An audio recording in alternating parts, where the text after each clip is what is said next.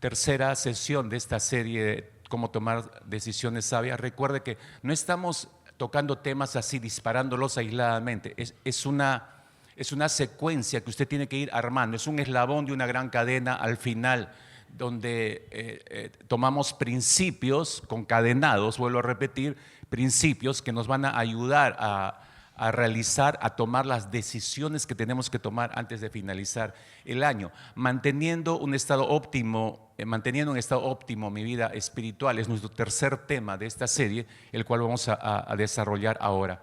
Solo para hacer un recuento en nuestra mente, porque es frágil. Estoy seguro que de un domingo a otro hay varias cosas que podemos haber perdido. Rescato, saquemos el jugo y quedémonos con el zumo de todo lo que el Señor nos habló la semana pasada. Si Dios debe llegar a ser nuestro mayor tesoro, ¿no? Jesús lo describió en los evangelios como encontrar la perla de gran precio, una perla por la cual vendes todo lo que tienes para poseer el lugar donde la has encontrado. Y eso tiene que ver con el costo de seguir al Señor. Eso significa que debemos estar dispuestos a darlo todo por recibir a Cristo y vivir de acuerdo a la voluntad de Él. Eso es considerar y ver al Señor como nuestro mayor tesoro. Y siendo nuestro mayor tesoro, el Señor nos enseñaba la semana pasada, eso nos va a ayudar a tomar las decisiones correctas y sabias. Ahora, eso significa, mis hermanos, que Dios siempre, el que sea nuestro tesoro, siempre va a estar presente en cada decisión que tomemos. Debe estar presente en cada decisión que tomemos. Y debe estar presente la voluntad de Él. Y en la misma medida yo debo atesorar su presencia como su voluntad. No confundamos, hermanos. Hago esta aclaración inmediatamente porque me temo que varios se deleitan en la presencia del Señor. Saben que está Dios ahí, pero no están dispuestos a hacer su voluntad. Es raro, porque dices que amas al Señor, amas su presencia, pero tendrías que hacerte la misma pregunta. ¿Amas su voluntad tanto como lo amas a Él? Acá todos somos hijos y en algún momento hemos abrazado a nuestros padres, les hemos dicho que lo amamos y somos sinceros al decirlo, pero no estamos totalmente dispuestos a obedecer todo lo que nos digan nuestros padres, ¿sí o no? No me ponga esa cara de Santa Teresa o San Ignacio, ¿no? Porque todos hemos sido hijos y usted tendrá muchos episodios en los cuales usted se los llevó de encuentro a sus papás. Me refiero a la autoridad paterna o materna. Y ahí está la muestra, ¿no? Eso significa que no ama a su papá, a su mamá. No, usted fue sincero al decirlo, siente honestamente que los ama, pero no está dispuesto a obedecer todo. Entonces, eso significa de fondo que en realidad no los ama. Nos podemos llenar la boca de palabras de afecto, pero hay un vacío de amor honesto, sincero y en acción en nuestros propios corazones. Poner al Señor como el mayor tesoro de nuestras vidas significa que Dios siempre va a estar presente en cada decisión que tomemos y la voluntad de Él siempre va a estar presente en cada decisión que tomemos en nuestro corazón. ¿Por qué? Porque voy a cuidar de no violentar nada de lo que dice su palabra por amor a Él. Voy a cuidar de no ir contra su palabra en todas las decisiones que yo tome. ¿Por qué? Porque cuido mi mayor tesoro. Yo no quiero estropear mi mayor tesoro, mi relación con mi mayor tesoro, que es el Señor. Entonces, entendiendo eso, mis hermanos, a la luz de Mateo capítulo 22, que fue uno de los textos que vimos la semana pasada, versículos 37 y 38, a la luz de lo que dijo Jesús, Jesús les dijo a sus discípulos: amarás al Señor tu Dios con todo tu corazón, con toda tu alma y con ¿qué más? Con toda tu mente, ¿no? Este es el primero y grande mandamiento, dijo. No es el último, el del medio, después de 30, 40. No, este es el primero, el principal, el que debemos cultivar. Y este nos lleva a tomar a Dios como nuestro mayor tesoro. Por eso, para llegar a amar al Señor con todo tu corazón, con toda tu alma y con toda tu mente, tiene que transformarse en el gran tesoro de tu vida. Si no, nunca lo vas a llegar a amar así. Entonces, a la luz de estas palabras de Jesús, te darás cuenta que a Dios lo que más le importa, de acuerdo a estos versículos, es que lo amemos a Él. ¿Con qué debemos amarlo? Dice. Corazón, alma, mente, ¿no? Lo que más le interesa a Dios es que lo lleguemos a amar en esta medida. Por eso a Dios, escúchame, por eso a Dios le importa mucho lo que tú y yo elegimos. Le importa mucho lo que tú y yo elegimos. Cada elección que hacemos es vía decisiones. No puedes elegir algo sin antes haber decidido. Se tiene que ver con decisiones. Repito, a Dios le importa mucho lo que tú y yo elegimos. Porque sea lo que elijamos, mis hermanos, sea cualquier cosa la que elijamos, Dios es el que está viendo nuestro corazón, Dios es el que está viendo el interior de nuestro ser. Entonces, Dios está viendo si mi máximo deseo al hacer cualquier elección, Dios está viendo en el interior si mi máximo deseo es verdaderamente mostrarle a Él que lo amo en la decisión que estoy tomando. Por eso le importan las elecciones que hacemos nosotros. Lo llevo a un plano práctico. Piensa por un instante, por favor, ahí en tu lugar, una decisión concreta que estés a punto de tomar. Piensa por un instante, una de las muchas que debes tomar. Una en especial, toma ahí en tu mente una decisión concreta en tu vida. No sé, podría ser, por ejemplo, la decisión, los jóvenes, de estudiar ingeniería. Tengo que decidir, quiero estudiar ingeniería, quiero estudiar música, quiero estudiar educación, quiero estudiar medicina, contabilidad. ¿Cuál es la decisión? O de repente tu decisión es entre ¿debo comprar un nuevo auto o no todavía? O la decisión de este es el tiempo de adquirir ya un departamento y cerrar mi ciclo de estar alquilando. ¿Es esa la gran decisión que tienes que tomar? O la decisión de repente que está viajando en tu mente antes de cerrar el año, ¿dónde voy a servirle al Señor? ¿En este o en este otro ministerio? ¿O dónde voy a servirle al Señor a partir del próximo año? ¿En este país o en otro país? Cualquiera que sea la decisión que has ubicado en tu mente en esta mañana, en estos instantes, por favor, toma esa decisión y ahora filtra esa decisión por el Salmo 37.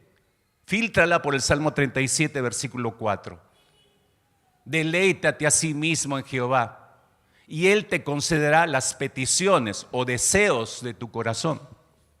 Fíltrala por ese salmo. No te estoy diciendo, toma esa decisión que tienes que tomar y ya, a ver, decide por fin.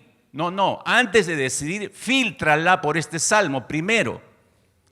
Ahora, si bien entiendes y si bien has leído, ¿qué es lo primero que va en este salmo? ¿Y qué viene en segundo lugar? Puedes darte cuenta en el orden que ves en este salmo, puedes ver entonces cuál es nuestra principal prioridad de vida y cuál es nuestra mayor necesidad al tomar una decisión. ¿Te puedes dar cuenta cuál es nuestra prioridad de vida, cuál es nuestra mayor necesidad según este salmo antes de tomar una decisión? El salmista es muy claro, o Dios es muy claro a través del salmista. Tenemos que discernir, tenemos que darnos cuenta cuál es nuestro primer y más grande deleite. Es lo primero que tenemos que decidir. ¿Cuál es mi más grande y prioritario deleite en mi vida? ¿Cuál es? Porque si vamos a deleitarnos, tú y yo, si vamos a deleitarnos en el Señor, significa que Dios ya se transformó en mi más grande tesoro. Y porque es mi más grande tesoro, por eso me deleito en ese tesoro. Por eso disfruto ese tesoro, disfruto su presencia, insisto, y disfruto su voluntad. No solo lo disfruto a Él, disfruto su voluntad. Iglesia, por favor, hermanos, escucha con cuidado lo que voy a decirte. El problema en realidad en nosotros, el problema no es la decisión que tengo que tomar entre A o B, o C o D. Ese no es el problema en realidad. El problema es a quién estoy amando al tomar la decisión. Sea que decidas por A, sea que decidas por B, por C, tengas 5 alternativas, sea por cualquiera de ellas que decidas, la decisión al final que descansa sobre una de esas posibilidades va a demostrar a quién estás amando en realidad. Tu decisión final va a demostrar a quién estás amando en realidad. Entonces, el problema, mis hermanos, es más serio de lo que nosotros mismos nos imaginamos o pensamos.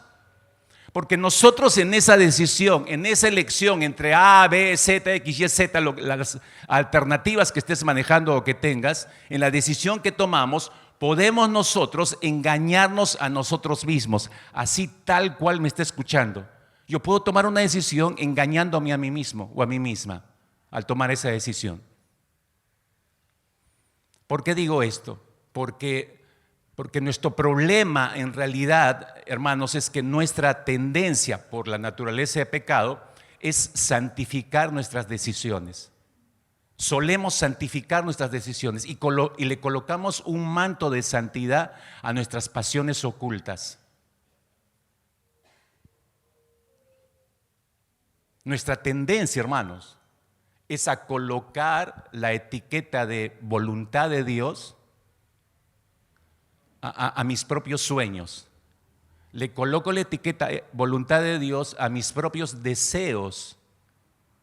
Es decir, yo quiero algo con todas las fuerzas de mi corazón, lo deseo yo, pero al mismo tiempo sé que ese algo que deseo con todas las fuerzas de mi corazón está yendo contra algún principio de Dios o está quebrando algún mandamiento de Dios.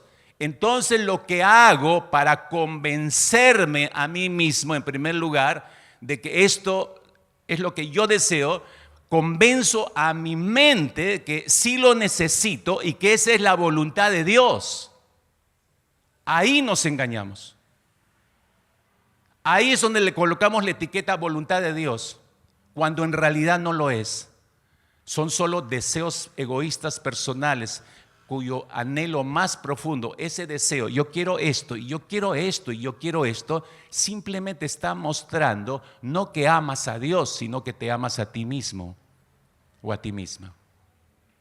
Porque si esa no es la voluntad de Dios y lo etiqueto como voluntad de Dios, estoy simplemente confirmando que no amo a Dios, sino me amo a mí mismo, a mí misma. Y constantemente solemos hacer esto, santificamos nuestras decisiones. Les colocamos el manto de santidad y las llevamos adelante, mis hermanos. Y las llevamos adelante ciegamente. No me importa lo que me digan, no me importa si pasé una consejería pastoral, no me interesa que mi líder me haya dicho que está mal la decisión que voy a tomar. No me importa, es lo que yo quiero. Y al final lo ejecuto. Pero engañé primero a mi mente. Engañé a mi mente y le puse la etiqueta, esta es la voluntad de Dios. ¿Cómo tomamos sabias decisiones, mis hermanos? No solamente considerando nuestra finitud, como decíamos hace 2 semanas atrás, la vida es muy corta, hay un propósito de vida entregado por el Señor, tengo poco tiempo para llevar adelante ese propósito. ¿Cómo tomo más decisiones sabias? Bueno, revalorando a Cristo y que éste pase a ser nuestro mayor tesoro en nuestras vidas. De esa manera, cada decisión que vamos tomando va a estar apoyada en ese gran tesoro que es el Señor y su voluntad. Pero en tercer lugar, y eso es nuestro tema en esta mañana, ¿cómo más tomamos sabias decisiones? Manteniendo, escuche, manteniendo en óptimo estado mi vida espiritual. Manteniendo en un estado óptimo mi vida espiritual. Si el motor de un carro no está revisado, afinado y periódicamente se le hace su mantenimiento, va a obstruirse algo, entonces el auto va a perder poder.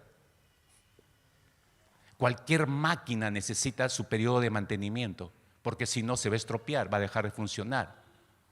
Esta relación con el Señor, lo que nos comunica y establece la relación con Él es la vida espiritual que nos ha dado. Si esa vida espiritual no nos preocupamos por darle un buen mantenimiento que nos permita seguir creciendo y desarrollando en Él, eso nos va a impedir a pensar, sentir y a decidir cosas correctas de acuerdo a la voluntad del Señor. Por esa razón, mi vida espiritual debe estar en un estado óptimo para tomar sabias decisiones. Inevitablemente eso nos va a llevar a tomar sabias decisiones. Entonces, si eso es tan importante, mis hermanos, ¿no te parece vital, esencial considerar esta pregunta antes de tomar cualquier decisión? ¿Mi vida espiritual está en un estado óptimo? ¿No te parece relevante responder esa pregunta, analizar esa pregunta? Si estás a pasos de cruzar al siguiente año, si Dios quiere, cualquier cosa podría ocurrir en los siguientes 30 días, pero si Él quiere, tengo que pasar con decisiones sabias, decisiones correctas. Si estamos distantes de Dios, mis hermanos, si estamos desvinculados del Señor, si nuestra relación con el Señor es casi inexistente, si mi relación con el Señor es una relación de domingos en la mañana, escuchen, si mi relación con Dios solo se ha reducido a domingos en la mañana, es como si no hay nada, hermanos. Entonces, ¿cómo vamos a saber? ¿Cómo vas a identificar lo que Dios desea de tu vida? ¿Cómo vas a identificar lo que Dios manda en tu vida? ¿Cómo vas a identificar los pensamientos de Dios que son altos y sublimes para saber qué hacer exactamente y qué vivir en este tiempo? ¿Cómo vas a identificar si tu relación es casi totalmente desvinculada con Dios, distante con Dios, reducida días domingos en la mañana a 2 horas? Cuando nosotros estamos así alejados del Señor en nuestra relación íntima con Él, entonces escúchame por favor, hermano, y entiende esto, nuestra forma de ver a Dios se distorsiona. Nuestra forma de percibir la voluntad de Dios es también distorsionada, es difusa. Por eso no podemos ver, no podemos identificar qué quiere Dios. Y eso es lo que nos resta paz, porque estamos desesperados, queremos saber qué hacer, qué no hacer. Por último, como no identifico bien, yo tomo mi decisión y la tomo mal. Estamos accionando, supongo que ha leído esa historia, estamos accionando como el rey Saúl en la peor etapa de su vida. Primera de Samuel capítulo 28, si es que no ha leído esa parte oscura de la vida del rey Saúl, ¿no? Va de desobediencia en desobediencia, de desobediencia en desobediencia, hasta que Dios le dice, mira ya, quebró, te retiré la confianza que yo he puesto en ti, he quebrado tu reino por último, ¿no? Pero el hombre terco seguía en funciones como rey.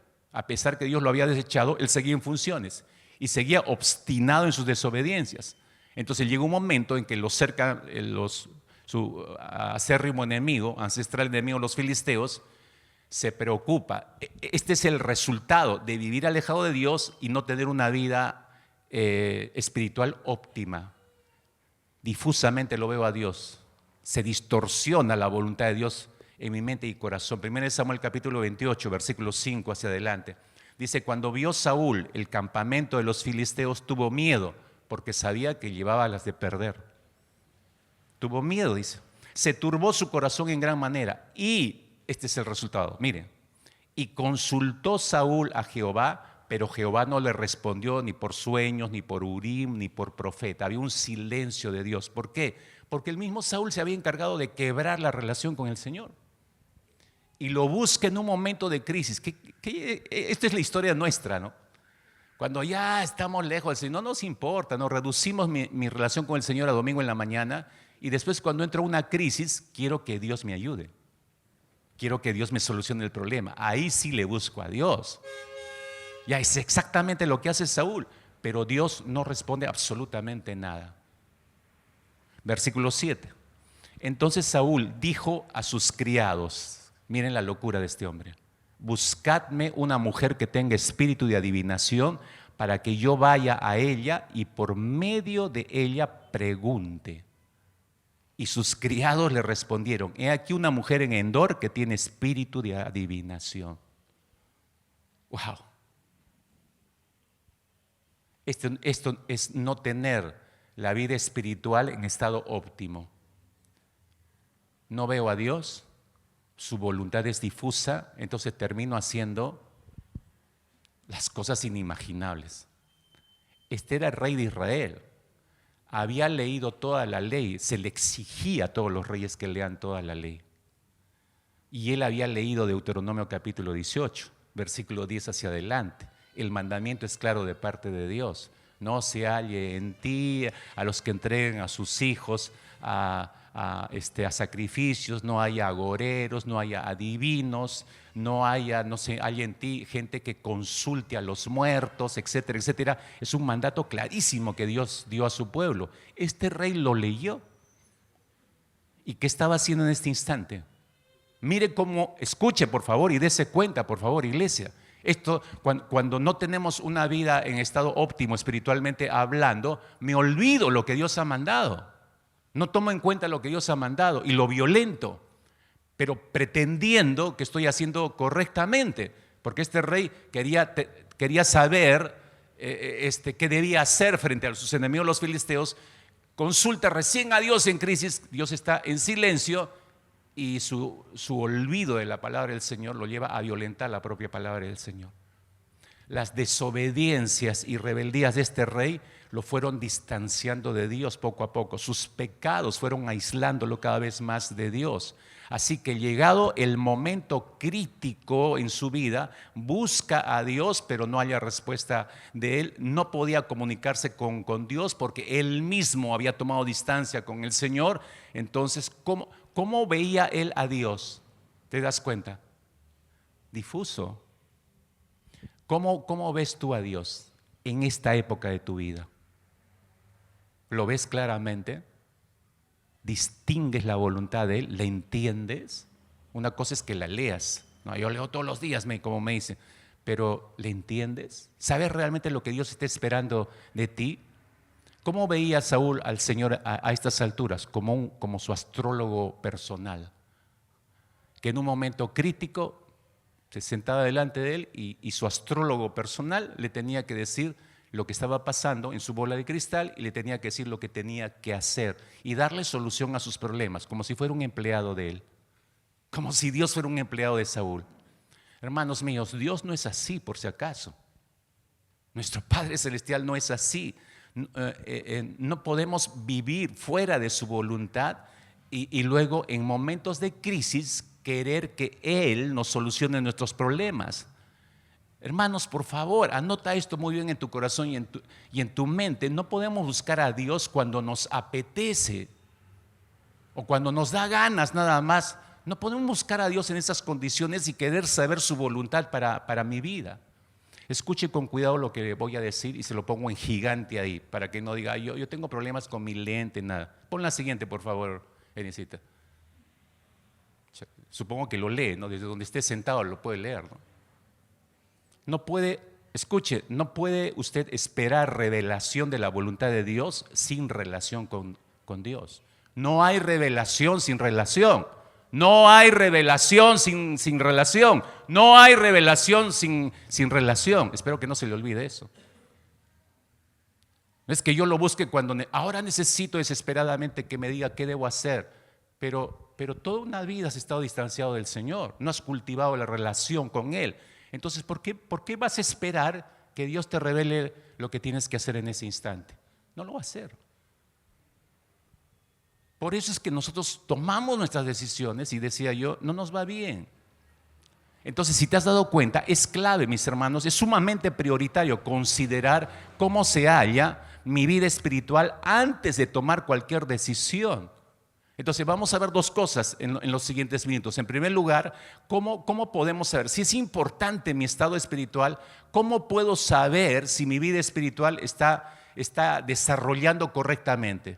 ¿Cómo puedo saber que está en un estado óptimo mi vida espiritual? Eso es importante responderlo. Para luego, en segundo lugar, podamos ver cómo podemos mantener ese proceso, porque es un proceso de crecimiento y de desarrollo. No es que ya recibí a Cristo, tengo una relación con Él, ya tengo vida espiritual y ya nada más. No, hemos sido llamados a desarrollar esa vida espiritual. Ese crecimiento espiritual tiene que ser sostenido. Eso vamos a ver en segundo lugar, porque esto precisamente nos va a llevar a tomar sabias decisiones. Así que entro al primer punto. ¿Cómo puedo saber si estoy creciendo espiritualmente? ¿Cómo puedo saber en qué punto está mi vida espiritual? ¿Está en un estado óptimo? Entendiendo que eso me va a ayudar a tomar sabias decisiones, ¿no? Si no, vamos a tomar decisiones como las del rey Saúl. Y no me extrañaría que al final lo vaya a visitar, le caiga de sorpresa a su casa y me encuentre que encima de la puerta tiene su herradura o su rama de sábila. Y yo le pregunto, ¿y qué hace eso ahí? Y usted me diga, por si acaso, pastor, ¿no? Por si acaso, como a veces me han dicho, ¿no? Entonces, ¿cómo saber si estoy creciendo espiritualmente? Ok, 7 cosas puntuales, déjame decirte rápidamente aquí. Y espero que estés así, agilito, ¿no? Como decimos. Número 1, el crecimiento espiritual empieza con el nuevo nacimiento. Tenemos que empezar por ese lado. Empieza con el nuevo nacimiento, porque antes de ser salvos, si recordarás, dice la Escritura claramente, Efesios 2:5, cuando estábamos muertos en nuestros delitos, nos dio vida juntamente con Cristo, por eso, por gracia, habéis sido salvados. Ahí empieza nuestra vida espiritual. Estábamos muertos, se nos dio vida. Y cuando nos da vida en Cristo Jesús, recién despierta nuestro espíritu. Por eso podemos relacionarnos con Dios. En otras palabras, mis hermanos, el crecimiento espiritual está basado en nuestra salvación, una salvación real lograda en la cruz del Calvario. Cuando tú y yo creemos en esa obra de Cristo en la cruz del Calvario, entonces somos salvos, empieza nuestra vida espiritual. No podemos hablar de crecimiento espiritual si no tenemos vida espiritual. Tengo que haber nacido nuevamente para tener vida espiritual y para entender que debo crecer esa vida espiritual. Si no hemos nacido nuevamente y hemos recibido el perdón de Dios, entonces no hay vida espiritual. ¿Me entienden? Y a partir de ese momento estamos nosotros, cuando el Señor nos salva, estamos plenamente conscientes de que hemos nacido espiritualmente y de que somos hijos de Dios y que estamos en un proceso de crecimiento espiritual. Soy consciente. Cuando usted no es consciente de esto, lo más probable es que usted no nació nuevamente. ¿Cómo sabemos eso? Bueno, Romanos capítulo 8, el apóstol Pablo dice claramente, versículo 14 y 16, dice, porque todos los que son guiados por el Espíritu de Dios, estos son hijos de Dios. Los que son guiados por el Espíritu de Dios, con E mayúscula, Espíritu, entonces somos hijos de Dios. Y luego agrega en el verso 16, el Espíritu mismo da testimonio a nuestro espíritu de que somos hijos de Dios. Entonces puedo escuchar la voz del Espíritu Santo. Cuando realmente he nacido, el Espíritu me da testimonio que soy hijo. Y eso es una credencial clásica del que tiene vida espiritual. Y se acaba con mi conflicto. Si he nacido y tengo el Espíritu, tengo vida espiritual y el Espíritu da testimonio de que soy hijo de Dios, yo no tengo por qué estar haciendo la pregunta, ay, ¿seré salvo o perderé la salvación? Ay, ¿me iré al cielo o me iré al infierno? Ay, ojalá que me mande al purgatorio el Señor. Entonces no escuchas el Espíritu Santo. ¿Y por qué no lo escuchas? Porque no lo tienes de repente, pues. Y porque no has nacido, entonces no tienes vida espiritual. Ese es el punto de partida para tener vida espiritual. Entonces soy consciente de que tengo vida espiritual y que estoy en un proceso de crecimiento. Empezó mi proceso de crecimiento espiritual. Número 2, el crecimiento espiritual se basa en la obra del Espíritu Santo, obviamente, ¿no? El Espíritu Santo inicia, como decía, esa vida espiritual y el mismo Espíritu la sostiene en nuestras vidas. El apóstol Pablo nos enseña que necesitamos vivir bajo el control, por eso, del Espíritu Santo, para crecer. El ser llenos del Espíritu vive bajo el control para que desarrolles tu vida espiritual. Mira lo que dice en Efesios capítulo 5, versículo 15 hacia adelante el apóstol Pablo. Dice, mirad pues con diligencia cómo andéis, no como necios, sino como sabios, aprovechando bien el tiempo porque los días son malos. Verso 17, por tanto, no seáis insensatos, sino entendidos de cuál sea la voluntad del Señor. No os embriaguéis con vino en lo cual hay disolución, antes bien sed llenos del Espíritu. Este fruto que estamos leyendo de vida es señal de un crecimiento espiritual. Cuando yo tengo la capacidad de mirar con diligencia, no comportarme como necio, aprovechando bien el tiempo, no siendo insensato, no embriagando, permitiéndome embriagar con cualquier cosa, no necesariamente una bebida alcohólica, cualquier cosa me puede embriagar, un carro, los hijos, la propia relación conyugal, el ministerio, cualquier cosa me puede embriagar. Pero cuando yo soy consciente de esto y evito todo esto, porque entiendo que el Señor ha dicho en Efesios capítulo 5 que mire, que tenga cuidado de todo esto, entonces esa es señal de que estoy creciendo espiritualmente. Cuando no tengo ni conocimiento y no me interesa en realidad, vengo a la iglesia toda una vida, Biblia bajo el brazo, pero no se ve esto, porque estas son cosas prácticas que dice el apóstol Pablo. Eso solo es indicativo de que no hay vida espiritual. Esto es fruto de vida espiritual, señal de vida espiritual, de que se está creciendo espiritualmente. En tercer lugar, el crecimiento espiritual se basa en un conocimiento experiencial de la gracia de Dios. Un conocimiento experiencial de la gracia del Señor. Hermanos, es muy diferente saber cosas acerca de Dios y otra cosa es diferente, es tener información acerca de Dios Y es absolutamente diferente conocer a Dios. Una cosa es tener información y otra cosa es conocer a Dios. Muchos acá de ustedes, en 18 años probablemente tienen información acerca de mí, buena y mala. Estoy totalmente persuadido de eso. Pero eso no significa que usted me conozca. Usted tiene que tratar conmigo, no porque le dijeron, le informaron, usted tiene que tratar conmigo si quiere conocerme. No muerdo, estoy vacunado. ¿Entiende? O sea, porque cuando, hermano, vamos a conversar, ¿qué he hecho? Me dice. Ahí se pone nervioso, ¿no? Rudy, tranquilo. No, ¿qué he hecho? ¿Qué he hecho? ¿Qué he hecho? Entonces, es diferente tener información de alguien y otra cosa es conocer a esa persona. ¿Me entiende? Podemos pasarnos toda una vida recibiendo información. Llevo cursos bíblicos, información. Voy al seminario bíblico, información. Y tengo un montón de información. Pero esa información, el propósito es que conozcas al Señor. ¿Para qué? Para que tu vida espiritual vaya desarrollando y creciendo. ¿Tienes una relación personal con Dios? ¿Realmente lo conoces? ¿Podrías decir que lo conoces? ¿Lo conoces en privado, me refiero? Si no puedes entender el significado de disfrutar y deleitarte en Dios, entonces no lo conoces. Eso solo suena como una definición o como palabras sueltas, pero significa que no lo conoces. Mira lo que dice el apóstol Pedro, 2 Pedro 3:18, dice, Pedro escribió esto. Antes bien, dice, crezcan en la gracia y el conocimiento de nuestro Señor y Salvador Jesucristo. A Él sea la gloria y hasta el día de la eternidad. Amén. Crezcan en la gracia y el conocimiento de nuestro Señor y Salvador Jesucristo. ¿Qué es crecer en la gracia? Otra vez, no es tener una definición de lo que es la gracia. Crecer en la gracia es experimentar la gracia, entenderla, vivirla y comunicarla para que otros la puedan tener. La experimento cada día. Sé lo que significa la gracia que merecía de parte de Dios en mi vida.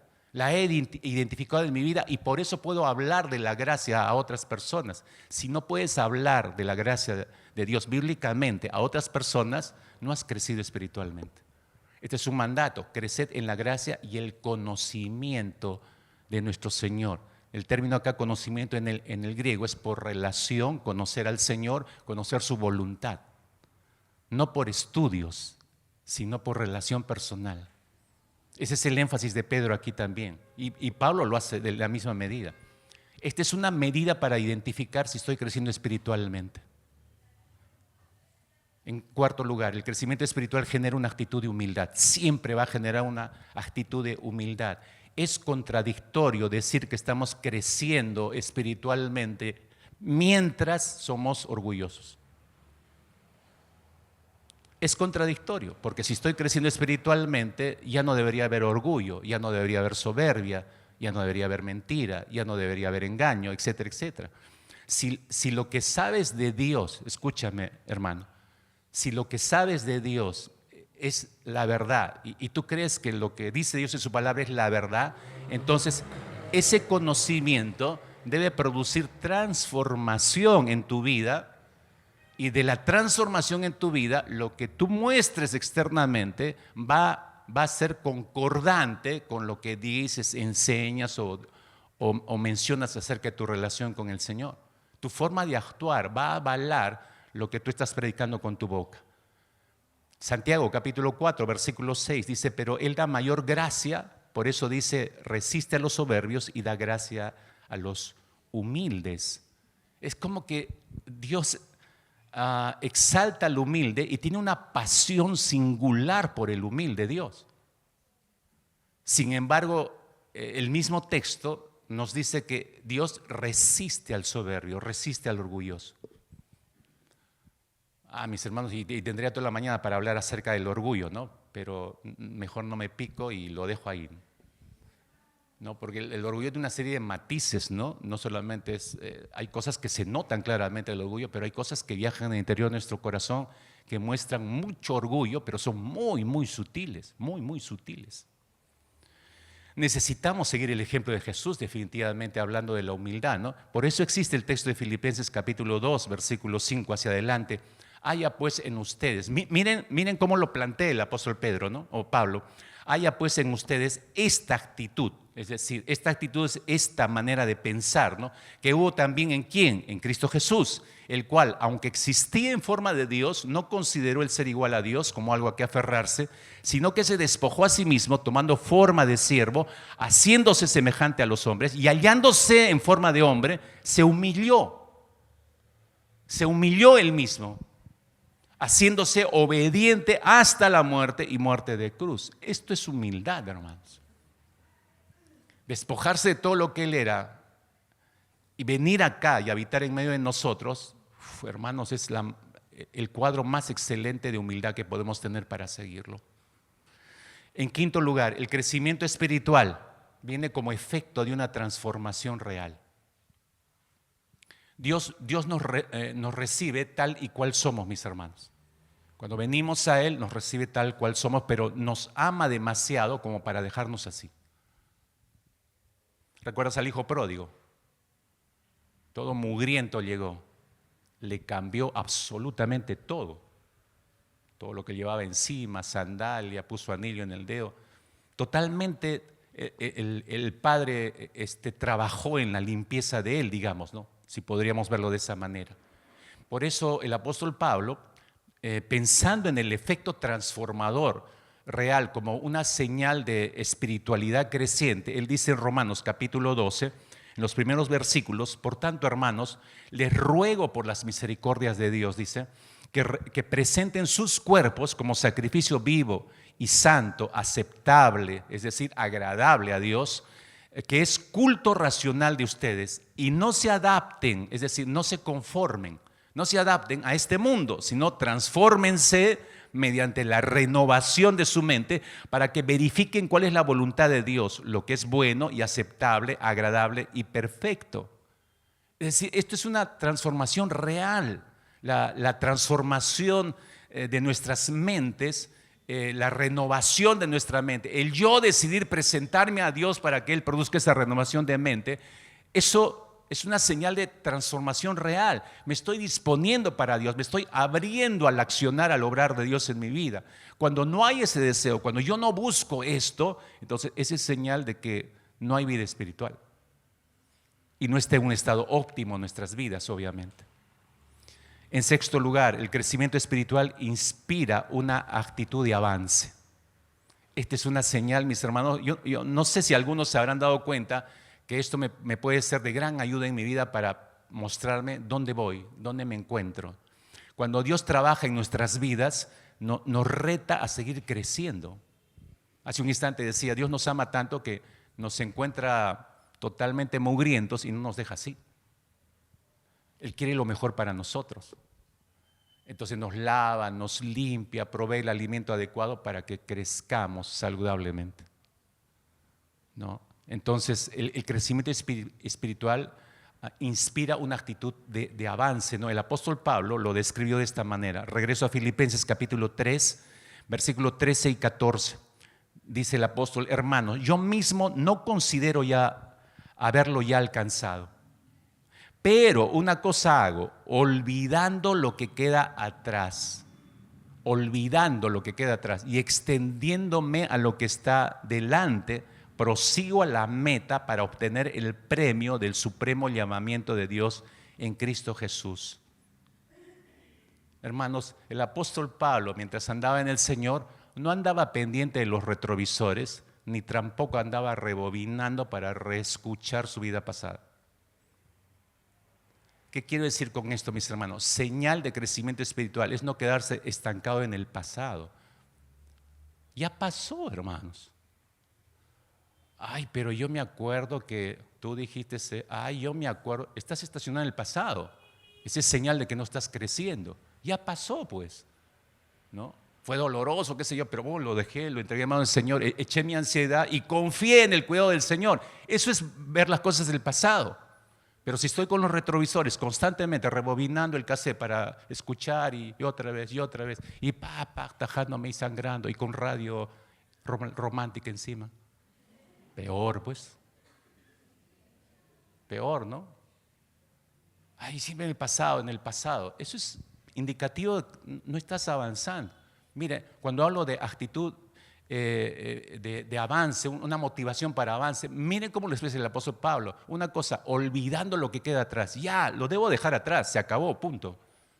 Y extendiéndome a lo que tengo por delante. Esa es una actitud de avance, mis hermanos. Si no hacemos eso, vamos a estar constantemente viviendo en el pasado. Y esa, te recuerdo, no es la voluntad de Dios. No es la voluntad de Dios. Por último, el crecimiento espiritual promueve una actitud de servicio. No puede ser de otra manera. Nuestro Señor Jesucristo enseñó lo siguiente, Mateo capítulo 20, versos 27 y 28. Y el que entre ustedes quiera ser el primero, ¿qué dijo el Señor? Será su siervo. ¿Quieres ser el primero? ¿Realmente quieres ser el primero? No te va a gustar esto. Entonces tú tienes que ser siervo de los demás. Ay, pero ¿por qué? Y me he dicho esto. Pero ¿acaso yo? Él me hizo a mí. Sé su siervo. A ver, sé su siervo. A pesar de lo que te han hecho, a ver, sigue amando. A ver, sigue sirviendo. No es fácil, hermanos. No es sencillo. Para ningún hijo de Dios es sencillo. Todos tenemos listas, ¿sí o no? De gente que realmente nos ha causado daño. Realmente han querido despedazar nuestras vidas. ¿Decidiste llamarlas? A pesar de decidiste amarlas, tomar esa decisión no es sencillo. Es complicado tomarla, pero cuando la tomas y confías en el Señor, entonces Dios se encarga, porque el amor de Cristo ha sido derramado sobre nuestros corazones. No te pide que ames a tus enemigos con tu amor, nunca podríamos. Nos capacita con su amor, por eso ha derramado su amor en nosotros, para que amemos con ese amor. Reflejamos a Cristo cuando renunciamos a una vida centrada en nosotros y decidimos auxiliar a los demás, decidimos vivirla para los demás. Esa es actitud de servicio, mis hermanos. Pero si estoy pensando siempre en mí, que me den a mí, que me saluden, que me sirvan, que me pongan, me pongan el mejor plato, no. Tú empiezas a moverte y empiezas a servir a los demás. Eso es señal de crecimiento y desarrollo espiritual. Espero que estos 7 puntos te ayuden a identificar. Si has identificado, si tienes vida espiritual por un lado y está creciente o no está creciendo esa vida espiritual, ya, ese es el objetivo de estos 7 puntos que acabo de compartirte. Pero si es bueno, ya voy por ahí, pastor, ¿no? Ok, pero ¿cómo mantengo esto? El punto clave aquí es cómo mantenemos este proceso de crecimiento espiritual. ¿Cómo lo mantenemos? Así que déjame los últimos minutos que tengo para explicarte esto y como suelo decir, hasta el primer punto estábamos con el agua hasta las rodillas. Ahora vamos a entrar hasta el cuello. Ya, tenemos que entrar hasta el cuello en los ríos de la palabra de Dios. Si nuestro estado espiritual, regreso a este punto importante, si nuestro estado espiritual es muy importante para la toma de nuestras decisiones diarias, hermanos, entonces esa es la pregunta, ¿no? ¿Cómo mantenemos nuestra vida espiritual en un estado óptimo? Si eso es el fundamento para que yo tome sabias decisiones. Solo hay una manera, no encuentro otra forma de decírtelo, hermano. Así es que alista tu lapicero, anota, con letras mayúsculas anota.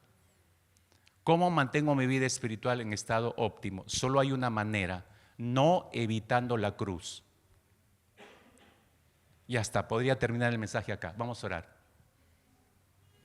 Aguante, pastor. No entiendo cómo no evitar la cruz. ¿Qué es no evitar la cruz? ¿No? ¿Qué es no evitar la cruz? Ya, déjame explicarte.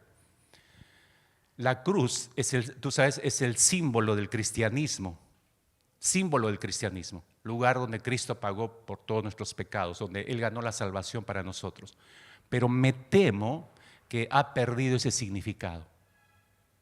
Me temo seriamente, mis hermanos, que ha perdido su significado. En nuestra cultura, estoy hablando en el 2023, en estos tiempos, la cruz se ha convertido en una figura que puede ser utilizada en un collar, en una pulsera, o en una maravillosa obra arquitectónica que adorne el edificio de una iglesia o el interior de alguna congregación. Y se le pone filetes para resaltar, lucecitas de colores y qué sé yo. Escúcheme, la cruz ha pasado a ser el día de hoy, ha pasado a ser un adorno y hemos olvidado que es un instrumento de muerte. De tal forma que hemos trivializado, hemos romantizado la existencia de la cruz y hemos borrado de alguna forma de nuestra mente y de nuestro corazón el temor, hasta el terror, diría yo, que deberíamos sentir al percibir la cruz y el poder de la cruz en nosotros. Hemos olvidado, mis hermanos, que la cruz en sí misma fue un instrumento de tortura y que la cruz era una cita con la muerte. Literalmente una cruz era una cita con la muerte. Allí Cristo fue crucificado por nosotros y Él nos invita a seguirle a través de la cruz. Esa parte como que no la queremos escuchar, como que la hemos borrado de nuestra mente. Cuando Jesús escoge a los 12 discípulos, si bien recordarás, tiempo después de regular tiempo, en su primer año básicamente, después de haber caminado con ellos, después de haberles enseñado los fundamentos del reino de los cielos en el famoso sermón en la montaña, Mateo capítulo 5, 6 y 7, Él un buen día, les menciona algo que los marca para el resto de sus existencias. Fue algo que los dejó boquiabiertos, atónitos a los 12, y es algo que el Señor dijo a los 12 y nos lo sigue repitiendo hasta el día de hoy y nos sigue dejando a todos atónitos. ¿Qué fue eso que dijo Jesús? Bueno, releámoslo, recordémoslo. Lucas capítulo 9, verso 23. Si alguno quiere venir en pos de mí, niéguese a sí mismo, tome su cruz cada día y sígame. Si alguno quiere venir en pos de mí, niéguese a sí mismo, tome su cruz cada día y sígame. ¿Qué estaba diciendo Jesús? En otras palabras, si vas a tomar la decisión de seguirme como tu Señor y me vas a colocar como el Señor de tu vida, entonces vas a tener que tomar tu cruz cada día y seguirme. Eso es lo que quiso decir el Señor. Soy un poco obtuso, pastor. ¿Qué quiso decir Jesús con esto? Te explico. El negarse a uno mismo, escucha o lee con cuidado, el negarse a uno mismo en el Nuevo Testamento significa disociación. La disociación intencional de una relación con una persona en particular. Negarse es el repudio intencional hacia uno mismo o el alejamiento de la relación con uno mismo como algo primordial.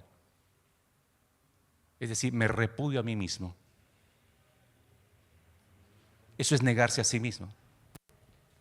Si te das cuenta, cuando Jesús dijo eso, niéguese a sí mismo, estaba provocando, fue una explosión en la mente de los discípulos, pero estaba provocando en ellos una reflexión seria, para que ellos mismos, por sí solos, se den cuenta que toda persona, ellos y nosotros en ese tiempo, toda persona vive su vida siendo absolutamente fiel hacia sí misma. Hermanos, estamos estrechamente asociados a nosotros mismos. En tal medida estamos tan asociados con nosotros mismos que somos esclavos de nosotros mismos. Toda nuestra lealtad es hacia nosotros mismos. Por eso nos cuesta renunciar a algunas cosas, porque seguimos siendo esclavos de nosotros mismos. Jesús llama a sus discípulos y les desafía a quebrar esa lealtad para con ellos mismos, egoísta, egocentrista, para depositar toda su lealtad en Cristo Jesús.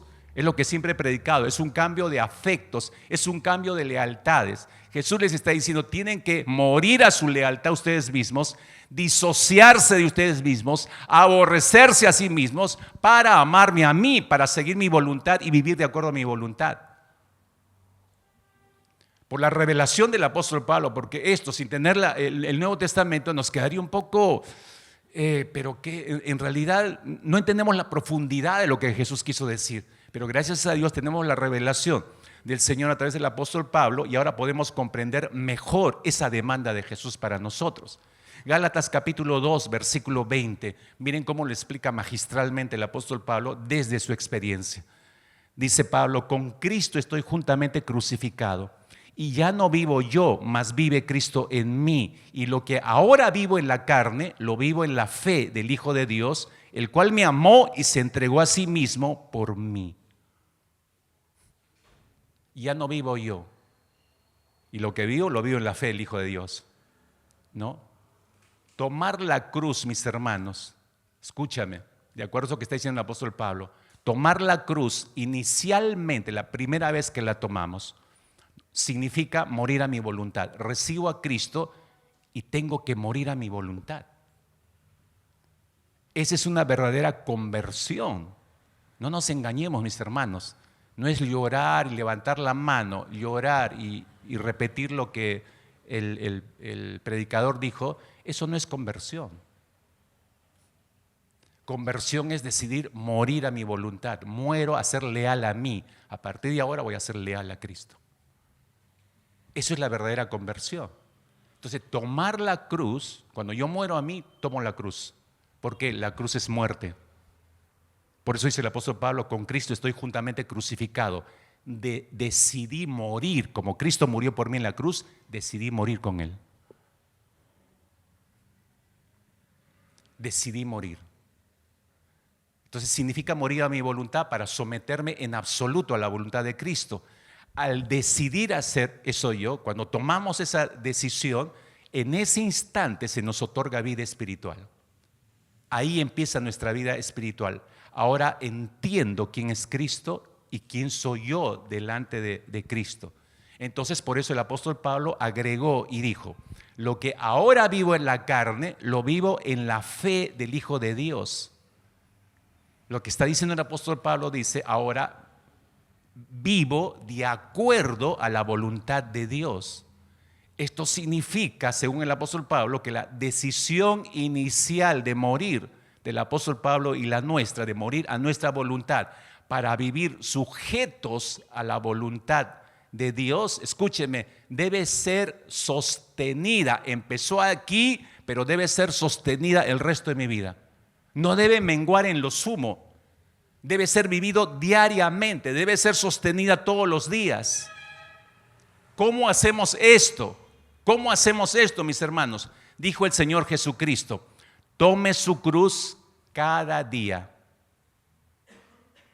Cada día. No dijo: en el momento de tu conversión tomas la cruz, punto, y luego la dejas. No. Tome su cruz cada día y sígame. Escucha y fíjate en el texto. Jesús dijo: tome su cruz. Tome su cruz. La nueva vida espiritual recibida en la conversión debe, mis hermanos, ser sostenida, debe seguir creciendo y debe seguir desarrollándose. Por eso usa esa expresión el apóstol Pablo: lo que vivo en la carne. Está hablando de ahora. Y cuando escribe esta carta el apóstol Pablo, ya han pasado muchísimos años de su conversión. Significa que él siguió sosteniendo esa muerte en la cruz, ese morir a su voluntad, y él estaba viviendo de acuerdo a la voluntad del Señor. Eso significa, repito, la nueva vida espiritual recibida en la conversión debe ser sostenida, debe seguir creciendo y desarrollándose, pero solamente eso es posible manteniéndonos en la cruz. Regreso a la expresión del apóstol Pablo: con Cristo estoy juntamente crucificado. Y ese con Cristo estoy juntamente crucificado, el verbo estoy es presente continuo. En un tiempo de mi vida entendí, decidí, me crucifiqué y nunca me moví. El resto de mi vida me mantuve ahí. Eso está diciendo el apóstol Pablo. Para comprender esto necesitamos revisar, mis hermanos, dos perspectivas, porque esto es profundo. Este es nuestro mayor problema, mis hermanos. No nos mantenemos en la cruz. Si quieres que tu vida espiritual esté en un estado óptimo, la única forma es manteniéndote en la cruz. Es manteniéndote en la cruz, es manteniéndote en la cruz. Déjame analizar esto un poco más para que lo veas más claramente. Hay dos perspectivas que tenemos que revisar. La primera perspectiva es la perspectiva de Cristo Jesús. En cuanto a la cruz, te vas a dar cuenta qué diferentes somos, pero luego te das cuenta, pero yo tengo la misma mente de Cristo, debería tener la misma perspectiva, debería. ¿Por qué no la tengo? Porque probablemente tu vida espiritual esté estancada o no hay vida espiritual, una de dos. Revisemos un poco la perspectiva de Cristo Jesús. Para Jesús siempre estuvo clarísimo. El significado de la cruz para Jesús nunca estuvo obtuso, turbio. Padre, ¿me podrías explicar cada vez que oraba? ¿Me podrías explicar por qué realmente bajaba? ¿Me podrías explicar por qué tengo que morir necesariamente? Si toda esta gente no merece que yo muera por ello. Nunca hizo ese tipo de oraciones el Señor. Él tenía en claro el significado de la cruz y lo que tenía que hacer en esa cruz. Para los discípulos sí fue muy difícil comprender la relación entre Jesús y la cruz. No la captaban, no la entendían. Y yo creo que hasta el día de hoy muchos creyentes no logran captar la relación entre la cruz y Cristo Jesús. Cuando Jesús les reveló a sus discípulos realmente el significado, según él, cómo veía la cruz y qué relación había él con la cruz, ni siquiera ahí lo entendieron, lo vieron claramente. Pero para Jesús estaba sumamente claro, ¿no? Mira, un día, Mateo capítulo 16, si te sitúas ahí en tu Biblia por un instante, Jesús está en una región llamada Cesarea, entra a una región llamada Cesarea con sus discípulos y entonces les pregunta a los discípulos, ¿quién dicen las personas, los hombres, que es el Hijo del Hombre? O sea, ¿qué dicen las personas acerca de mí? Y los discípulos le responden y le dicen lo que opina la gente, ¿no? Y de pronto Jesús da un giro inesperado, ¿no? Fíjate ahí en el versículo 15 de Mateo 16. Da un giro inesperado y les dice, ¿y vosotros quién decís que soy yo? Y es abrupto porque le está preguntando la opinión de la gente y luego, pero ¿tú qué dices? ¿Tú qué opinas? ¿Ustedes qué dicen? ¿Quién soy yo? Y tú sabes, ahí sale Pedrito con la gran declaración, ¿no? que marca la historia, verso 16. Tú eres el Cristo, el Hijo del Dios viviente. Tremenda declaración. Pero si sigues leyendo, inmediatamente Jesús le dice que el Padre es el que le ha revelado eso a su mente y luego le dice a Pedro que él va a tener un papel, un rol relevante en la historia de la iglesia. Entonces, imagínate cómo se sintió Pedro. Wow, no se lo dijo a los demás, me lo dijo a mí. O sea, ya estaba a medio metro del suelo, Pedro. Te sitúo en el momento para que entiendas lo que viene a continuación. Entonces, después de esa revelación en la mente de los discípulos, dice el versículo 21, desde entonces, desde ese instante, ¿no? Comenzó Jesús a declarar a sus discípulos que le era necesario, 4 cosas, le era necesario ir a Jerusalén y padecer. Ir a Jerusalén y padecer mucho de los ancianos, de los principales sacerdotes y de los escribas, ser muerto y resucitar al tercer día. Hermanos, ese versículo, lo que les empieza a decir a los discípulos, muestra cuán clara era la perspectiva de Cristo Jesús. Clarísima para él. Era totalmente y absolutamente clara. Él sabía su relación con la cruz, él sabía que iba a terminar en la cruz, él sabía lo que debía hacer en la cruz. Para que ocurra todo esto que les está describiendo el Señor, él sabía que tenía que ir a Jerusalén y él sabía que tenía que realizarlo sobre la cruz. Sin cruz, hermanos, sin cruz, para Jesús estaba claro, sin cruz no había esperanza para toda la humanidad. Los discípulos no lo están viendo claramente, pero estamos analizando la perspectiva de Jesús aquí. Para Jesús sí estaba bien en claro. Para Jesús ninguna otra opción, mis hermanos. No había ninguna otra opción, no la había. A pesar de lo terrible que a todos les pareciera que Jesús fuera a la cruz del Calvario, definitivamente eso es lo que tenía que suceder, les está diciendo Jesús. Ahora, ¿por qué los judíos no comprendieron las profecías mesiánicas en cuanto al sufrimiento del Mesías antes de que él llegara a la gloria? Los judíos me dan la impresión que leían y les entusiasmaba la llegada del Mesías, la gloria del Mesías, pero no veían el interín, el sufrimiento del Mesías. ¿Por qué sus discípulos no comprendían las palabras de Jesús? Les revela esto y no la entendían claramente. ¿Saben por qué no? Ni el pueblo judío, ni los propios discípulos saben por qué. ¿Cuál es la razón? Porque frecuentemente, mis hermanos, nuestros ojos solo ven lo que quieren ver. Nuestros ojos solamente ven lo que quieren ver. Y eso estaba ocurriendo con ellos. Te explico. La idea de un Mesías glorioso, reinando y sobre todo derrotando al imperio romano era una idea muy atractiva para todos los judíos. Entonces la gente del tiempo de Jesús estaba más preocupada con su esclavitud política bajo el yugo romano que por su esclavitud espiritual como producto de su pecado. No veían su esclavitud espiritual, veían su esclavitud política nada más. Entonces lo veían al Mesías enfocado en la libertad de esa esclavitud política, pero no lo relacionaban con el Mesías con la libertad espiritual. Al fin y al cabo, ¿quién quería? Hermanos, por un momento te pido que te pongas en las sandalias de los judíos de ese tiempo, del pueblo judío, y uno puede entender eso mejor. ¿Quién querría a un Mesías que sería humillado en una cruz? Esa figura no encajaba en la mente de los judíos de ese tiempo, porque vivían subyugados por el imperio romano, sabían que venía el libertador, el Mesías nos va a libertar ¿de qué? Del yugo romano, pero no solamente era eso. Jesús no venía para eso, pero no les entraba eso en la mente a ellos. Por eso pensar en un Mesías sufriente, pensar en un Mesías que moriría en la cruz, no, esto no cuadra. Ahora ponte a pensar en Pedro, otro judío clásico. Él pensaba exactamente lo mismo, pero Jesús los estaba preparando. Jesús quería que ellos comprendieran que su muerte ya estaba dispuesta. Nadie podía cambiar eso. De antemano había sido planificado. Y solamente Jesús vino a ejecutar voluntariamente esto, gustosamente eso.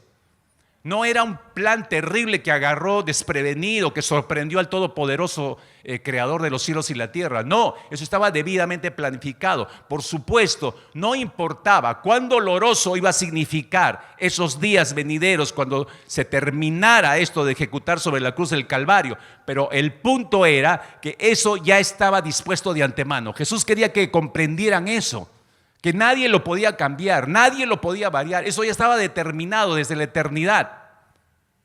Pero la perspectiva de Jesús chocó en ese instante, en la declaración del verso 21, chocó con la perspectiva de sus discípulos y en especial con la perspectiva de Pedro. Y eso me lleva al segundo punto, analizar la perspectiva de uno de sus discípulos, que puede ser Pedro, que puede ser tú y yo. Lee el siguiente versículo, Mateo 16, Mateo 16, versículo 22. Después de que Cristo dice todo lo que va a ocurrir con él, entonces dice, Pedro, tomándolo aparte, comenzó a reconvenirle diciendo, Señor, ten compasión de ti, en ninguna manera esto te acontezca.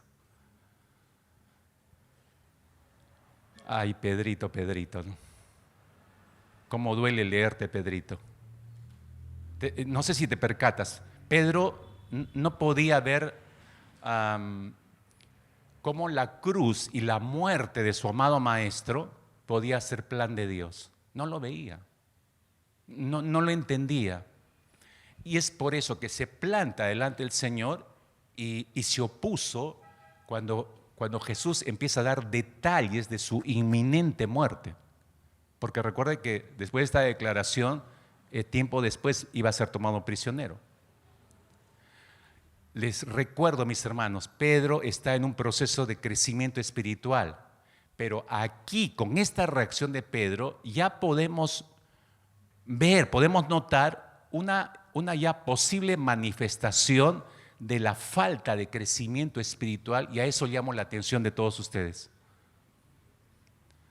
Porque si estamos entendiendo, mi estado espiritual debe ser óptimo para tomar sabias decisiones, la decisión que toma Pedro en ese instante de querer frenar al Señor en su misión, eso habla de su falta de crecimiento y desarrollo espiritual. Su vida espiritual no está en un estado óptimo, lamentablemente, de Pedro. Y si te das cuenta, lo que está evidenciando el carácter de Pedro, ¿qué está evidenciando con este asunto cuando le dijo al Señor, tomándolo aparte y decirle, Señor, ten compasión de ti, en ninguna manera esto te acontezca? ¿Qué estaba mostrando del carácter de Pedro? Evidentemente está saliendo el orgullo del apóstol. Está evidenciando su orgullo y su soberbia. Porque ¿a quién quiere exhortar, hermanos? Eso es soberbia, eso es orgullo. Ahora, por eso te describí lo que ocurrió antes. Si tienes tu Biblia abierta ahí, retrocede una vez más y te vas a dar cuenta que momentos antes Pedro había sido objeto de que el Padre Celestial le revelase la identidad, la esencia de Jesús como Hijo de Dios. Entonces, semejante honor, decíamos, para una persona tan inmadura espiritualmente como Pedro, eso es peligroso, mis hermanos, es sumamente peligroso. Y ya lo está evidenciando acá Pedro. A pesar de lo que había recibido, a pesar de tremenda revelación que había recibido, no entendía por qué Cristo, su Mesías, tenía que someterse a tanta humillación y una muerte tan humillante como era la de la cruz. ¿Por qué tendría que morir?, se preguntaba él interiormente. Y es ahí donde su orgulloso corazón le hace creer que puede corregir al Maestro, al Mesías, al Dios Todopoderoso. Escucha la gran lección que podemos extraer de esto, mis hermanos, y espero que no te la pierdas. Cuando no hemos desarrollado nosotros, cuando no hemos desarrollado una vida espiritual y no está en un estado óptimo, entonces no entendemos la voluntad de Dios y por eso nuestras opiniones, nuestras ideas resultan siempre contrarias a la voluntad divina. Y creemos que nuestros pensamientos son mejores que los de Dios. Creemos que nuestros planteamientos, creemos que nuestras ideas son mejores que la de Dios. Y encima creemos que debemos corregir la voluntad de Dios. Es una locura, hermanos. Igual que Pedro. Entonces, en un momento de oración, no sé, queremos hacer exactamente lo de Pedro. Lo jaló a Jesús a un costado y le dijo, tomándolo aparte, comenzó a reconvenirle diciendo, Señor, ten compasión de ti, en ninguna manera esto te acontezca. Escuche con cuidado lo que voy a decirle. Con frecuencia, hermanos, con frecuencia, nuestros amigos nos dan consejos bien intencionados, pero no bíblicos y al mismo tiempo son dañinos. Escuche lo que le estoy diciendo. Con frecuencia, amigos muy cercanos a nosotros nos dan consejos bien intencionados, pero no bíblicos y que son dañinos. ¿Y por qué no nos damos cuenta nosotros que es así? No solo porque hay una relación con esa persona afectiva, sino porque no estamos manteniendo nuestra vida espiritual en el estado óptimo de comunión con Dios y con su palabra. Ese es un indicativo. Entonces doy oídos a cualquier cosa que me digan. No discierno y no acciono inmediatamente. Incluso esos estados pasivos, escucho algo que está dañando a todo mi hogar, que está dañando a toda la iglesia. Entonces me corro el cierre y no digo nada. Eso es sinónimo de estado espiritual no óptimo. No óptimo. ¿Por qué? Porque viene de alguien que amas. Porque es de tu gran amigo, tu gran amiga, tu gran hermano, tu gran hermana. Venga de quien venga, mis hermanos. Venga de quien venga, ¿no? Recuerde que es una señal de que no estamos manteniendo nuestra vida espiritual en un estado óptimo de comunión, de intimidad con el Señor y su palabra. Entonces, esos consejitos de amigos nos motivan más bien a racionalizar nuestra desobediencia y sin discernir que esos consejos carecen absolutamente de sabiduría bíblica. Pedro le estaba aconsejando a Jesús que no vaya a la cruz. ¿Te has dado cuenta de eso, no? Lo que le dice Pedro es: no vayas a la cruz. Le está diciendo: no obedezcas al Padre, le está diciendo. ¿Y por qué le aconseja eso? Porque ama a Jesús. Y date cuenta, el amor de los más cercanos a ti puede ser dañino al mismo tiempo. Puede ser de bendición, pero puede ser dañino.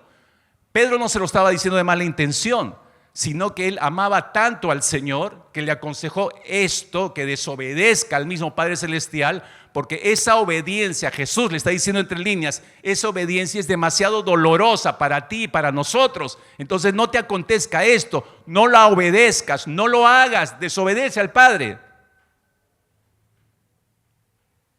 Cuando hemos detenido, mis hermanos, nuestro desarrollo espiritual, perdemos la capacidad de discernir a nuestras amistades y sus consejos. No las cernimos por la palabra.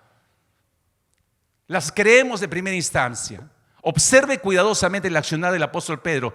Nos deja realmente sorprendidos, perplejos. Pedro, el que amaba supremamente al Señor, eso no nos cabe la menor duda. Pedro amaba realmente al Señor Jesús, pero el mismo Pedro se convierte en el mismo que se pone en el camino obstruyendo la obediencia de Cristo Jesús. Pedro, en cuyo corazón fluía amor por su maestro, ahora es instrumento del diablo.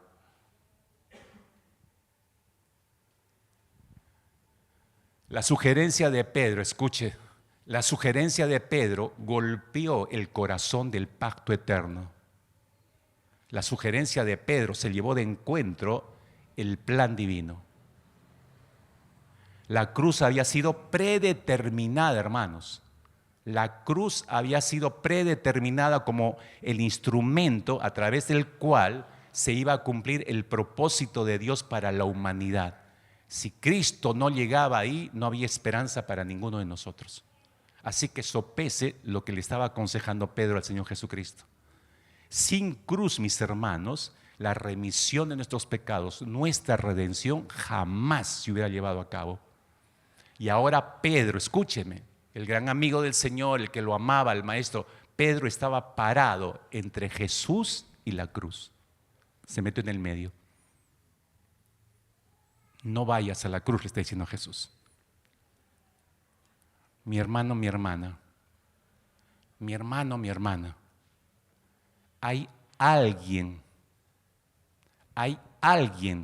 algún familiar, amigo, amiga, hermano en la fe, hermana en la fe, parado entre tú y la cruz. ¿Hay alguien que está obstruyendo tu camino hacia la cruz? ¿Hay alguien que te está aconsejando que no sigas camino de la crucifixión de tu carne para que mueras a tu voluntad y prime la voluntad de Cristo Jesús? ¿Hay alguien diciéndote: ten compasión de ti misma, no lo hagas, no exageres, no renuncies a este pecado, no obedezcas a Dios, no tomes en cuenta la palabra del Señor, ten compasión de ti misma, ten compasión de ti mismo? ¿Hay alguien que te está diciendo eso?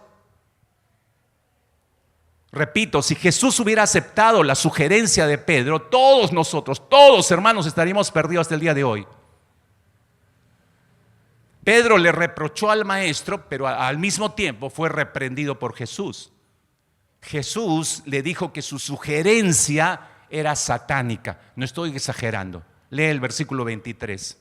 Lee el versículo 23. Pero él, Jesús, volviéndose a Pedro, le dice a Pedro: quítate delante de mí, Satanás. Me eres tropiezo porque no pones la mira en las cosas de Dios, sino en las de los hombres. ¿Te das cuenta?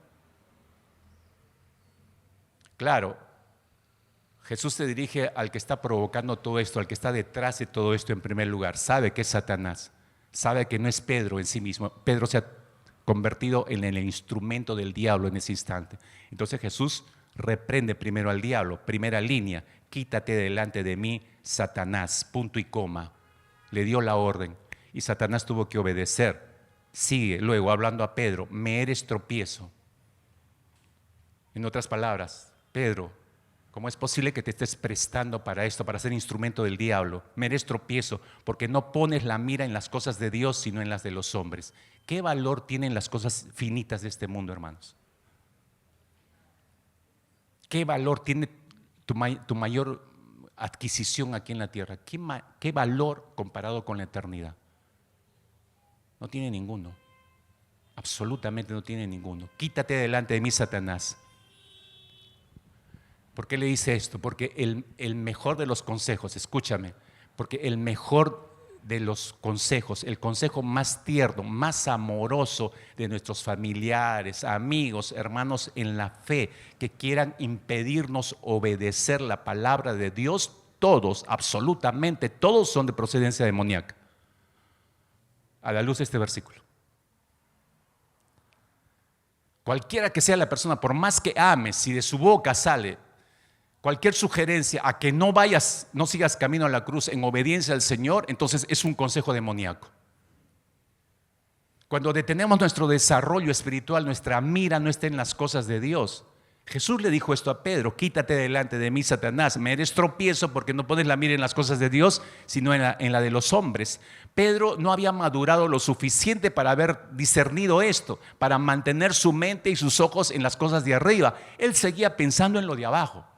Amaba al Señor, pero seguía mirando las cosas terrenales, y por eso estaba actuando como una piedra con la cual Cristo estaba siendo tentado a tropezar. Él mismo se estaba prestando a hacer tropiezo para el Señor. En lugar de actuar como un verdadero discípulo de Cristo, se había convertido en un instrumento del diablo. El mismo hombre que había recibido revelación divina y que había hablado elocuentemente, inspirado por el Espíritu Santo, acerca de la esencia de lo que era Jesús, ahora estaba hablando bajo la influencia del espíritu de la oscuridad. El hombre que había tenido una revelación del cielo, ahora tenía una revelación del infierno. Cuando nuestra vida espiritual, mis hermanos, no está en un estado óptimo, ¿se ha dado cuenta con este ejemplo?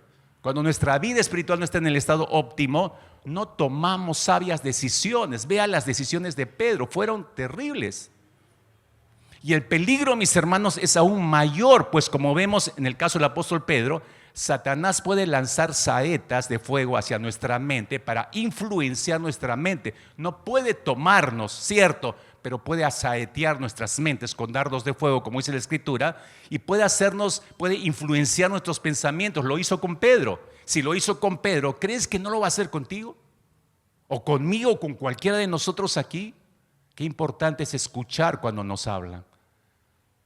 Sobre todo cuando nos quieren dar un consejo, cuando nos quieren guiar a hacer algo, cuando nos quieren guiar a tomar una decisión. Qué importante es escuchar, discerniendo. Si mi vida espiritual está en un estado óptimo, yo voy a discernir inmediatamente, porque todo lo estoy escuchando y lo estoy filtrando por la palabra. Y estoy dependiendo del Señor. Y estoy preguntando al Espíritu Santo: ¿qué quiere decir esta persona? ¿Qué quiere decir, Señor? Dime qué quiere decir. Se da cuenta cuán importantísimo, mis queridos hermanos, es tener nuestra vida espiritual en el estado más óptimo para tomar decisiones.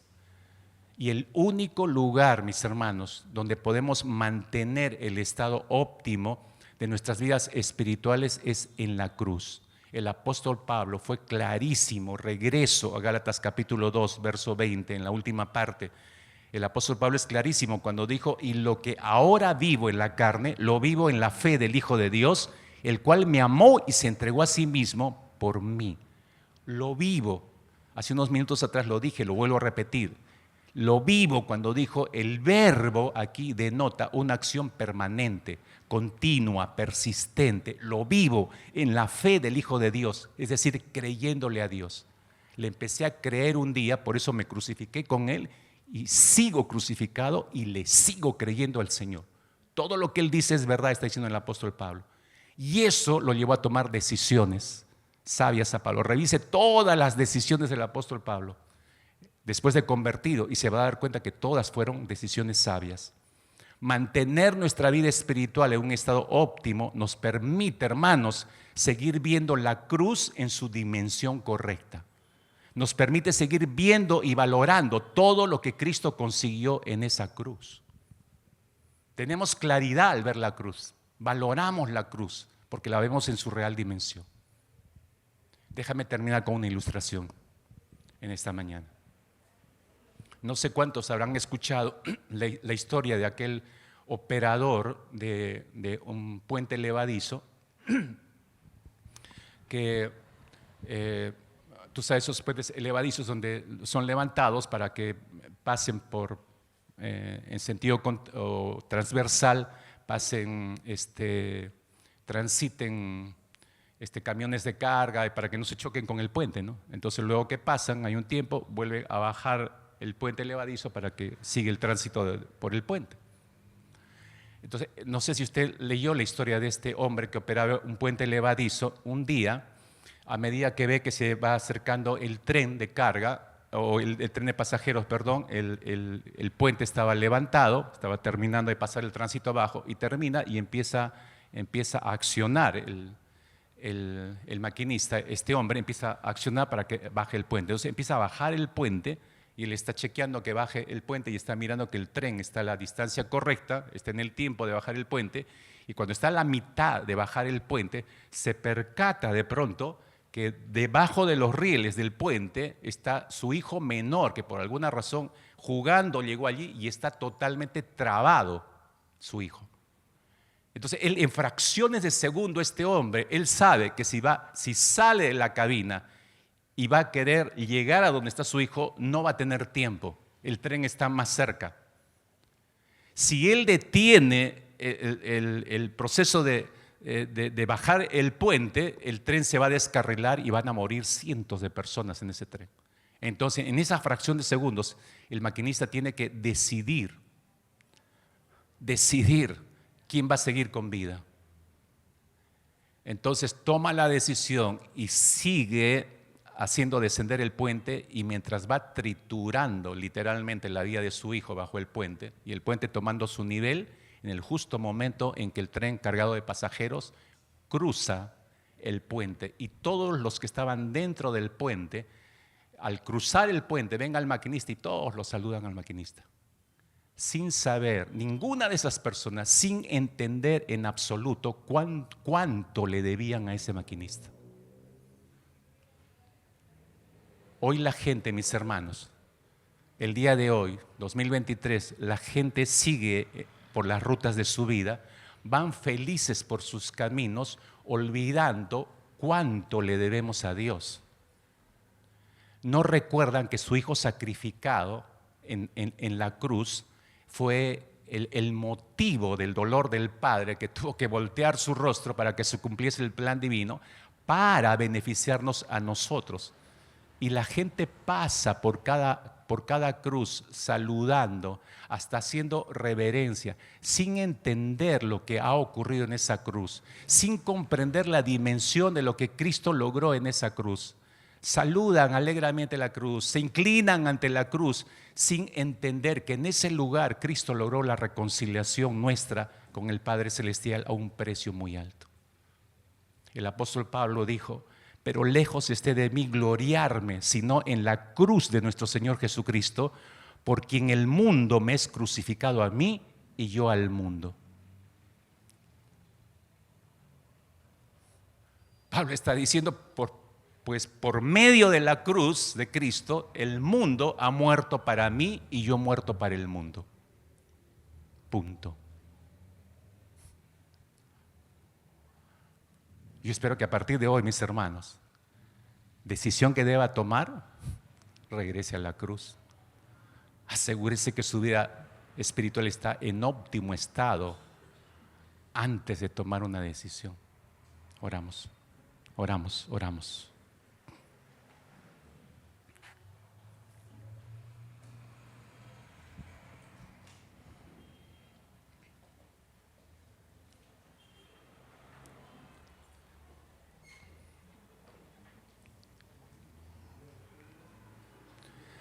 Señor, te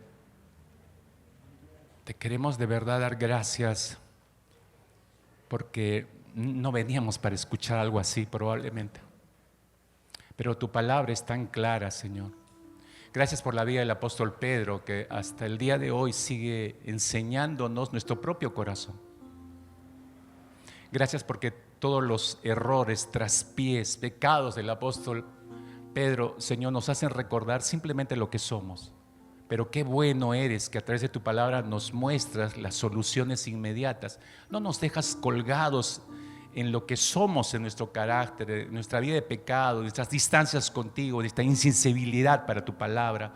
No nos dejas ahí, Señor. Siempre nos muestras, sí, con crudeza lo que somos, pero nos das la solución, nos muestras cuál es la salida. Si tener nuestra vida espiritual en un estado óptimo es tu demanda, es lo que necesitamos, Señor, para discernir lo que ocurre a nuestro alrededor y tomar sabias decisiones. Señor, cuán importante es esto para ti y cuán importante debería ser para nosotros. De verdad, oramos que cada persona en este lugar se haya percibido de esto, porque solo tú puedes producir eso en el corazón de cada uno de ellos y de ellas. Padre bueno, que lo que estén decidiendo a partir de este instante hacia adelante sean decisiones sabias, verdaderamente sabias. Y si sus vidas espirituales no están en un estado óptimo para tomar una decisión, primero, Señor, que arreglen su vida espiritual contigo. Primero que se acerquen a ti para arreglar sus vidas espirituales. Entonces esa será una primer sabia decisión. Y luego detrás de esa sumarán muchas decisiones sabias. Pero, Señor, atrae con cuerdas de amor a quien lo requiera, a quien lo necesite. De verdad, Señor, te necesitamos. Urgentemente te necesitamos en nuestras vidas. Gracias, buen Dios, porque nos permites en este día poder terminar este tiempo de reflexión en tu palabra. Nos permites terminar este tiempo de ser confrontados a través de tu palabra, Señor, y de entender que esta es la voluntad tuya. Padre, antes de poder salir de este lugar, por favor, guíanos a poder seguir estableciendo como una meta sobre nuestros corazones, el que debamos vivir solamente para darte la gloria a ti. Empezamos a darte la gloria temprano y no queremos irnos sin hacer esto, Señor, en esta mañana. Ahí en el fuero de su corazón, mi hermano, mi hermana, antes de retirarse, antes de despedirse incluso, por favor, dedique estos últimos minutos al Señor, no a las personas, sino al Señor. Dele gloria a Él una vez más, por su palabra revelada, por lo que ha hablado a su corazón, por las decisiones que le está ayudando a tomar. Dele gloria por eso al Señor.